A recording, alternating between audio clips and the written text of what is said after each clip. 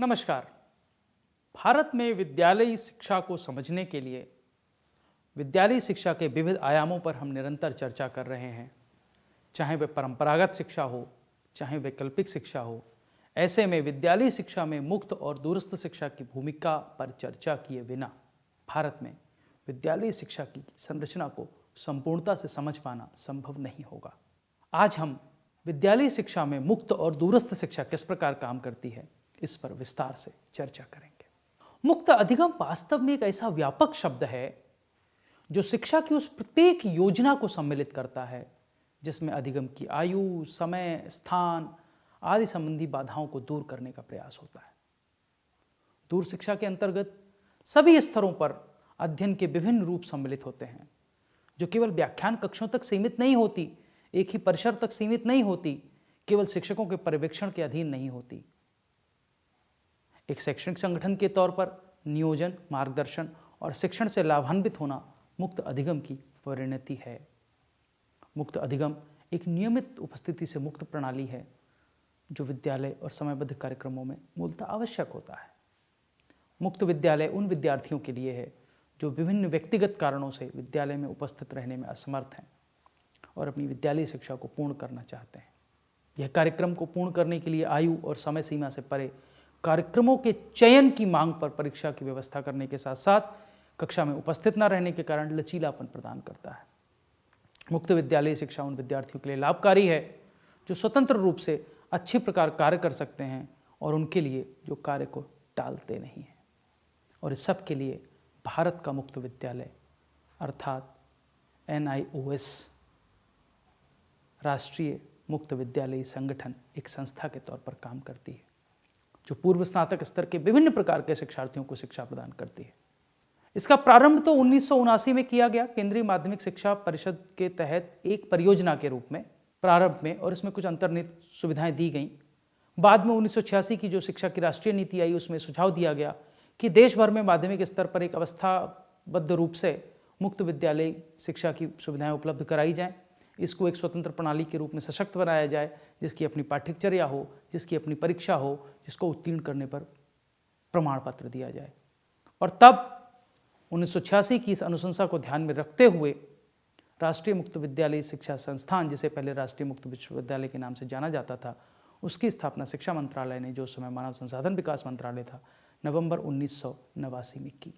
यह माध्यमिक और उच्चतर माध्यमिक स्तर पर सामान्य और शैक्षिक पाठ्यक्रमों के साथ साथ बहुत सारे व्यावसायिक पाठ्यक्रम, जीवन समृद्धि के पाठ्यक्रम, सामुदायिक उन्मुखीकरण के पाठ्यक्रम उपलब्ध कराता है और अपने मुक्त बेसिक शिक्षा कार्यक्रमों OBE के द्वारा प्राथमिक स्तर के पाठ्यक्रम भी चलाता है। भारत सरकार ने एक राजपत्रित अधिसूचना के द्वारा NIOS को पूर्व स्नातक स्तर तक की शैक्षिक, तकनीकी और व्यावसायिक पाठ्यक्रमों के पंजीकृत शिक्षार्थियों की परीक्षा लेने और उत्तीर्ण शिक्षार्थियों को प्रमाण पत्र देने का अधिकार प्रदान किया है। तो यह भी एक राष्ट्रीय स्तर का बोर्ड है जो सेकेंडरी और सीनियर सेकेंडरी स्तर पर प्रमाण पत्र प्रदान करता है।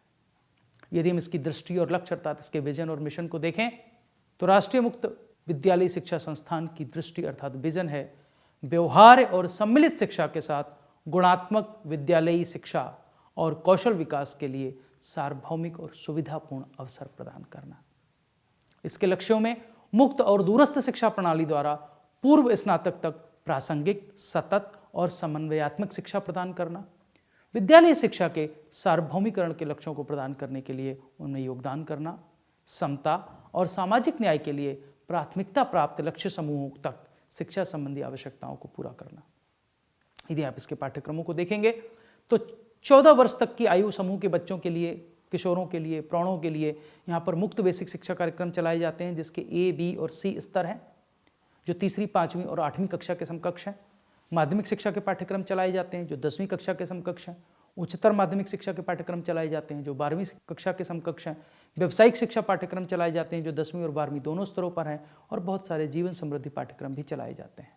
यदि आप इसकी विशेषताओं को देखेंगे तो पाएंगे कि बच्चों, नवसाक्षरों, बीच में ही विद्यालय छोड़ने वाले या शिक्षा जिनकी छूट चुकी है, ऐसे बच्चों को स्तरीकृत पाठ्यचर्या पर आधारित एक सतत शिक्षा प्रदान करने का काम राष्ट्रीय मुक्त विद्यालय संस्थान करता है। माध्यमिक और उच्चतर माध्यमिक विद्यालयों पर एनआईओएस विषयों, पाठ्यक्रमों के चयन में, पढ़ाई की गति में केंद्रीय माध्यमिक शिक्षा बोर्ड की स्कूल शिक्षा तथा कुछ अन्य बोर्डों व राज्य मुक्त विद्यालयों से क्रेडिट के स्थानांतरण की सुविधाएं भी प्रदान करता है। एक शिक्षार्थी को 5 वर्ष की अवधि में अधिकतम 9 बार परीक्षा देने की सुविधा यहाँ दी जाती है। जब तक शिक्षार्थी एक प्रमाण पत्र के लिए आवश्यक सभी विषयों की परीक्षा उत्तीर्ण नहीं करता, तब तक उसके क्रेडिट एकत्र होते रहते हैं, और जब वह न्यूनतम क्रेडिट एकत्र कर लेता है तब उसको प्रमाण पत्र प्रदान किया जाता है। यहाँ पर अध्ययन की रणनीतियाँ स्वाध्ययन सामग्री आधारित है। स्वाध्ययन सामग्री यहाँ की मूलभूत शैक्षणिक रणनीति है। साथ ही श्रव्य और दृश्य कार्यक्रम, व्यक्तिगत संपर्क कार्यक्रम जो कि अध्ययन केंद्रों पर होते हैं जिसे पीसीपी कहते हैं, और अनुशिक्षण अर्थात ट्यूटरिंग, इसके द्वारा अंकित मूल्यांकन कार्य में भाग लेना भी सम्मिलित है। यहाँ पर अध्ययन सामग्री मूलतः हिंदी, अंग्रेजी और उर्दू माध्यमों में उपलब्ध कराई जाती है, और माध्यमिक और उच्चतर माध्यमिक स्तर पर जब चाहो तब परीक्षा अर्थात ऑन डिमांड एग्जामिनेशन की सुविधा यहाँ प्रदान की जाती है। 8 माध्यमों में हिंदी, अंग्रेजी, उर्दू, मराठी, तेलुगु, गुजराती, मलयालम और उड़िया 28 विषयों में माध्यमिक परीक्षाएं आयोजित होती हैं, जबकि उच्चतर माध्यमिक परीक्षाएं भी 28 विषयों और 20 व्यावसायिक विषयों में आयोजित होती हैं, परंतु उनके आयोजन का माध्यम हिंदी, अंग्रेजी, बंगाली, उड़िया और उर्दू है। मुक्त बेसिक शिक्षा, निरंतर इसकी चर्चा होती है। यह राष्ट्रीय मुक्त विद्यालय शिक्षा संस्थान का श्रेष्ठतम प्रयोग है। यह एक प्राथमिक शिक्षा कार्यक्रम है जो प्रत्यायित एजेंसियों द्वारा बीच में ही विद्यालय छोड़ने वाले नवसाक्षरों और विद्यालय न जाने वाले बच्चों के लिए चलाया जाता है। यह एक वैकल्पिक शिक्षा कार्यक्रम के रूप में प्रारंभ हुआ था, और यह औपचारिक शिक्षा प्रणाली की प्रारंभिक प्राथमिक शिक्षा के समकक्ष है।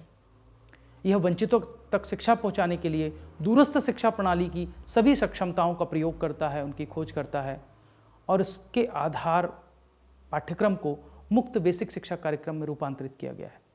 बच्चों और प्रौढ़ों के लिए अलग अलग प्रकार के ओबीई कार्यक्रम प्रदान किए जाते हैं। तो इस प्रकार हम देखें तो मुक्त बेसिक शिक्षा 2 प्रकार के शिक्षार्थियों को प्रदान की जाती है, 14 वर्ष से कम आयु के बच्चे और 14 वर्ष से अधिक आयु के प्रौढ़, और ये 3 स्तरों पर चलाया जाता है। स्तर ए जो कक्षा 1 से 3 के समकक्ष है, स्तर बी जो कक्षा 4 और 5 के समकक्ष है, स्तर सी जो कक्षा 6, 7 और 8 के समकक्ष है। एक बड़ी भूमिका माध्यमिक और उच्चतर माध्यमिक में एनआईओएस की है। यहाँ पर जो माध्यमिक पाठ्यक्रम संचालित होता है वह 10वीं कक्षा के समकक्ष है। एक विद्यार्थी को 7 विषयों को चुनने की छूट होती है, लेकिन उनमें से कम 5 विषयों में वो उत्तीर्ण कर सकता है। यह भी नियम है कि उसमें कम से कम 1 भाषा और अधिकाधिक 2 भाषाएं हो सकती हैं। यह प्रमाण पत्र प्राप्त करने की कुछ अनिवार्य शर्तें हैं।